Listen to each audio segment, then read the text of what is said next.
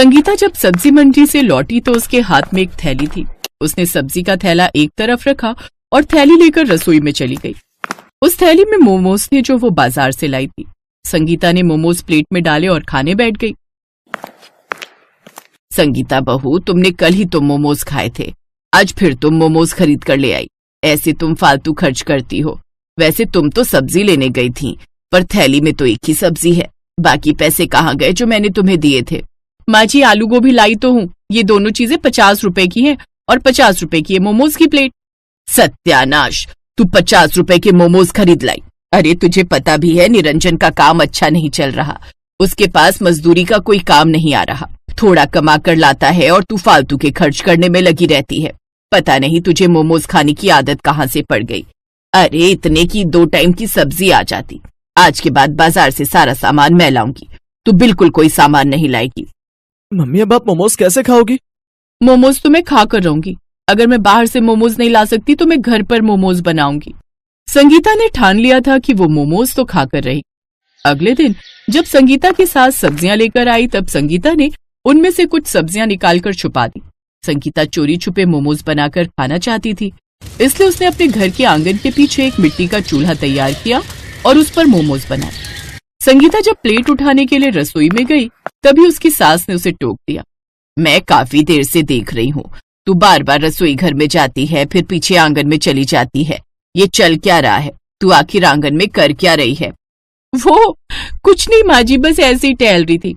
चल बिट्टू, तू मेरे साथ आंगन में बैठकर पढ़ाई कर लेना।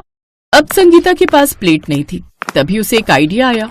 उसने पेड़ के कुछ बड़े बड़े पत्ते तोड़े और उन्हें आंगन में लगे नल के पास पानी से धो दिया।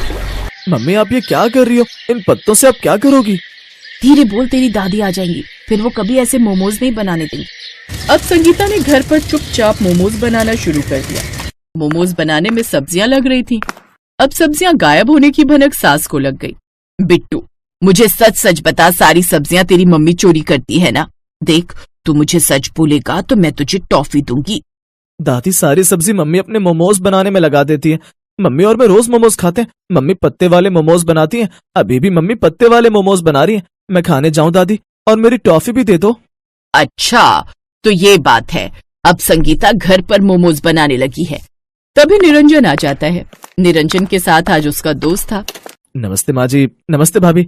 और बिट्टू कैसा है?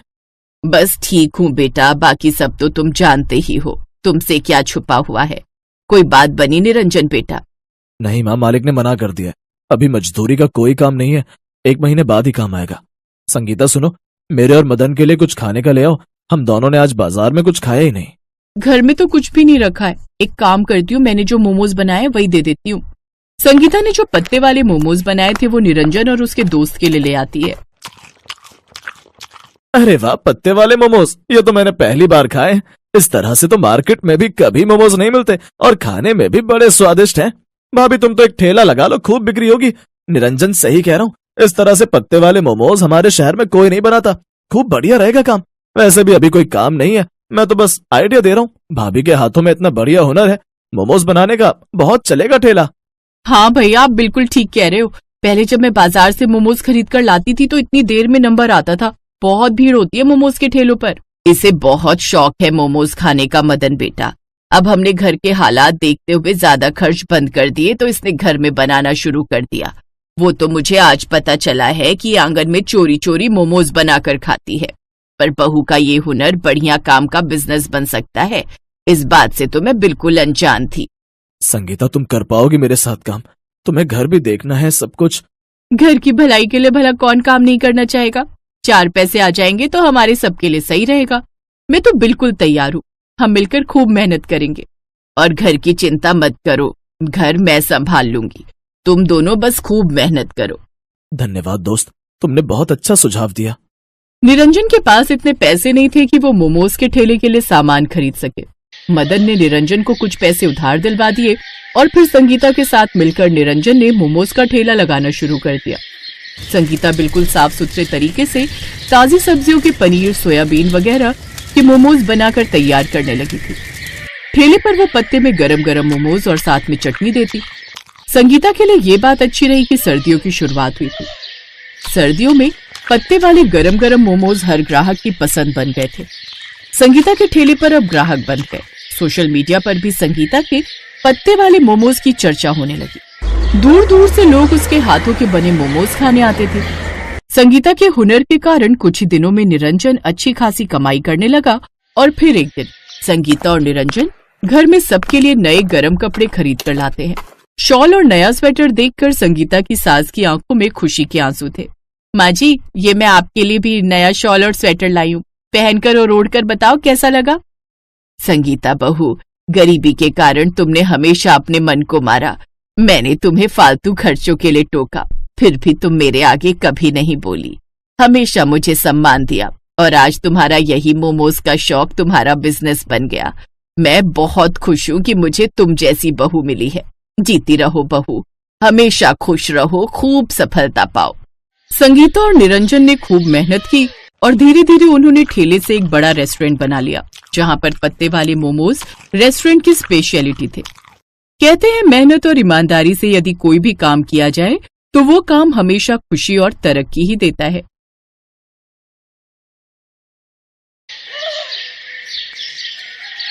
सुमन दिल्ली में रहती थी। उसके पापा चाट का ठेला लगाते थे। सुमन भी इस काम में अपने पापा का साथ देती थी। पापा, ये लो, सारे गोलगप्पे भी तैयार हो गए और पानी भी बना दिया, बस मीठी चटनी आप बना लो, मैंने हरी चटनी बना दी है। सुमन बेटिया, सारा काम तो तूने ही कर दिया। तू तो मेरी आदत खराब कर रही है बेटी। कुछ दिनों में तू ससुराल चली जाएगी तो तेरे बिना काम में बिल्कुल मन नहीं लगेगा। तेरी बहुत कमी खलेगी बिटिया। बस रो दिए। सुमन, अब तू ही अपने पापा को संभाल, थोड़ी थोड़ी देर में मन भारी कर लेते हैं। पापा, मैं आपको छोड़कर कहीं नहीं जाऊंगी, मुझे ये शादी नहीं करनी, मैं भी आपके और माँ के बिना नहीं रह पाऊंगी। पापा नहीं बिटिया, ऐसे नहीं कहते। बेटियों को अपने ससुराल जाना ही होता है। केशव बहुत अच्छा लड़का है, तो ससुराल में बहुत खुश रहेगी। सुमन की शादी सूरत में तय हो गई थी। 1 महीने बाद सुमन की शादी थी, इसीलिए सुमन अपने माता पिता से दूर दूसरे शहर जाते थोड़ा उदास थी। सुमन बड़ी थी और एक छोटा भाई था जो अभी पढ़ रहा था। धीरे धीरे 1 महीना बीत गया और सुमन की शादी का दिन आ गया। सुमन के माता पिता उसे राजी खुशी डोली में विदा करते हैं। शादी के बाद सुमन दिल्ली से सूरत अपनी ससुराल आ जाती है। सुमन का पति केशव एक गैराज में गाड़ियों की मरम्मत करता था। सुमन समझदार थी, उसने आते ही पूरे घर को संभाल लिया। बस बहू, मैं और रोटी नहीं लूंगी, केशव को दे दे। बस एक ही रोटी देना, पेट में बिल्कुल भी जगह नहीं है। इतना स्वादिष्ट खाना बनाया है बहू कि मैं एक रोटी भूख से बढ़कर खा गई। कहा माँ जी, 2 निवाले की 1 रोटी होती है मेरी छोटी छोटी। अब मैं आ गई हूँ ना, तो रोजाना आपको ऐसे ही गरम गरम मेरे हाथ का बना भोजन खाना होगा, कोई बहाना नहीं चलेगा। हमारे तो भाग्य खुल गए बहू, जो तुम हमारे घर में बहू बनकर आई। जीती रहो। सुनिए, मैंने आपका टिफिन पैक कर दिया है, ये लीजिए, बस मैं 2 मिनट में आई। अब ठीक है, मैं बाहर तब तक मोटरसाइकिल निकालता हूँ। माँ जी, और क्या क्या राशन लाना है? बस यही बहू जो लिखवाया है, बाकी तुम अपने लिए जो चाहो खरीद लेना। ठीक है, मैं थोड़ी देर में लौटती हूँ। सुमन केशव के साथ मोटरसाइकिल पर बाजार चली जाती है। सुमन, कहो तो गैराज बाद में चला जाऊंगा। तुम अकेले घर सामान लेकर कैसे जाओगी? अरे आप चिंता मत करो, मैं ऑटो ले लूंगी। केशव सुमन को बाजार में छोड़कर गैराज जाने लगता है। तभी उसकी मोटरसाइकिल के आगे कहीं से एक पत्थर आ जाता है। केशव की मोटरसाइकिल लड़खड़ा जाती है और वो बहुत तेज गिरता है। केशव को काफी चोट आ जाती है। सुमन कुछ ही दूरी पर थी। हे ईश्वर, ये क्या हो गया? भाई साहब, थोड़ी मदद कीजिए। चिंता मत करो बहन जी, सब ठीक हो जाएगा। कुछ लोग सुमन की मदद करते हैं और केशव को बराबर के अस्पताल में ले जाते हैं। डॉक्टर केशव का इलाज करता है। कुछ देर बाद केशव को आराम मिलता है। ज्यादा गंभीर चोटें तो नहीं थी, पर केशव के पैर की हड्डी टूट गई थी। 2 दिन बाद केशव को छुट्टी मिलती है। माँ, मैं ठीक हूँ, बस पैर की हड्डी में ही तो फ्रैक्चर है। कुछ महीनों में मैं ठीक हो जाऊंगा, चिंता मत करो। अरे माँ हो ना बेटा, तू नहीं जानता, जरा सी खरोच भी बच्चे को आ जाए तो माँ का कलेजा निकल जाता है। और फिर तेरे तो इतनी चोट आ गई है। अब तो कुछ दिन के लिए गैराज भी नहीं जा सकता। जाना भी नहीं है, डॉक्टर ने अभी 6 महीने रेस्ट के लिए बोला है। आप चिंता मत करो, पैसों की कोई तंगी नहीं आएगी। मैं कोई काम शुरू कर देती हूँ ताकि घर में थोड़े पैसे आते रहें। तभी सुमन के माता पिता भी दिल्ली से आ जाते हैं। सुमन ने उन्हें फोन पर केशव के एक्सीडेंट की बात बताई थी, जिसे सुनकर वो रह नहीं सके। अब दामाद जी, काम की कोई चिंता मत करो। सुमन ने मेरे से चाट बनाना बहुत अच्छे से सीखा हुआ है। सुमन बिटिया, तू यहाँ सूरत में दिल्ली वाले गोलगप्पे शुरू कर। वो तो बहुत अच्छे बनाती है। कुछ दिन मैं यहाँ रुक जाता हूँ, जब काम सेट हो जाएगा तब मैं वापस चला जाऊंगा। हाँ पापा, ये ठीक रहेगा। दिल्ली वाले गोलगप्पे यहाँ बहुत अच्छे चलेंगे। हमारे इधर आसपास किसी ने भी दिल्ली वाले गोलगप्पे का काम नहीं शुरू किया हुआ। केशव बेटा, आप सारी चिंता छोड़ दो, पापा और मैं कुछ दिन अब यहीं रहेंगे। शुक्रिया माँ, शुक्रिया पापा, आपने मुझे बहुत हिम्मत दी है। ऐसी बहू और ऐसे समधी सचमुच बहुत नसीब वालों को मिलते हैं। सुमन की सास की आंखों में आंसू आ जाते हैं। केशव को भी अपने सास ससुर के आने के बाद बहुत हिम्मत मिल गई थी। सुमन अपने पापा के साथ सूरत में गोलगप्पे का ठेला शुरू करती है, जिसके ऊपर लिखा था दिल्ली वाले गोलगप्पे। गोलगप्पे के दीवाने तो बहुत लोग हैं और सूरत में तो पानीपुरी के सभी दीवाने हैं। ये देखकर सुमन और उसके पापा ने गोलगप्पे का स्टॉल लगा दिया। उनके बने गोलगप्पे बहुत पसंद किए जाने लगे। सुमन बिटिया, मुझे पता है अब तुम काम अकेले संभाल लोगी। अब हमें चलना चाहिए। सूरज भी अपनी बुआ के घर बहुत दिन से रुका हुआ है। वो उन पर बोल रहा था कि हमारे बिना उदास हो रहा है। हाँ पापा, सूरज बहुत दिन अकेला रुक गया और आपको दिल्ली का भी तो काम संभालना है। वो भी बहुत दिनों से बंद पड़ा है। अब तो मैं सब कुछ संभाल लूंगी, आप मेरी चिंता मत करो। सुमन के माता पिता वापस दिल्ली लौट जाते हैं। उन्हें आए हुए भी बहुत समय हो गया था। अब सुमन अकेली रोजाना गोलगप्पे का ठेला लगाने लगी। वो रोजाना सुबह उठकर गोलगप्पे और बाकी का सामान तैयार करती और बाजार निकलती। कुछ भी कहो सुमन दीदी, आपके गोलगप्पे का जवाब नहीं है। हम सारी सहेलियां रोजाना शाम को स्पेशली मार्केट आपके गोलगप्पे खाने के लिए आती हैं। हाँ सुमन दीदी, ये तो सच है। बहुत टेस्टी गोलगप्पे होते हैं आपके, साथ में खट्टा मीठा पानी। बहुत बढ़िया बनाती हो आप। बस आप सब ग्राहक तारीफ कर देते हो, मुझे काम करने में और प्रेरणा मिलती है। ये लो, इसी बात पर 2 गोलगप्पे फालतू खाओ। सुमन रोजाना ऐसे ही शाम के समय बाजार में ठेला लगाती थी। धीरे धीरे सुमन के गोलगप्पे पूरी सूरत में फेमस होने लगे। अब तो उसे शादियों और पार्टी के भी ऑर्डर मिलने लगे। इस काम में सुमन की सास भी उसकी मदद करती थी। कहीं भी शादियों और पार्टी के ऑर्डर मिलते तो सुमन अपनी सास के साथ जाती और वहां पर अपना स्टॉल लगाती। स्टॉल पर दिल्ली वाले गोलगप्पे लिखा देखकर लोगों की भीड़ सबसे पहले वहीं पर टूटती थी। बहुत अच्छे पैसे कमा लिए सुमन ने। फिर एक दिन सुमन केशव और अपनी सास से बोली, सुनो, अब तो तुम्हारी तबीयत में थोड़ा सुधार हो गया है। मैं सोच रही हूँ तुम गैरेज का काम छोड़ दो, हम गोलगप्पे की एक दुकान खोल लेते हैं।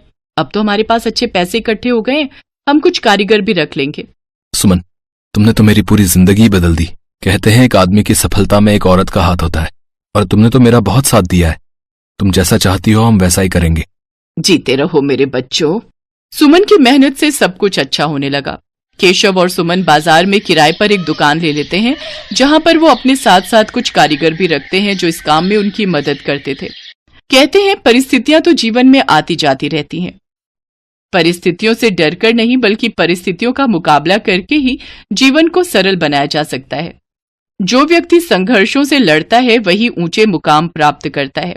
जैसा सुमन ने किया, वो परेशानियों से डरी नहीं बल्कि उनसे बचने का रास्ता ढूंढा।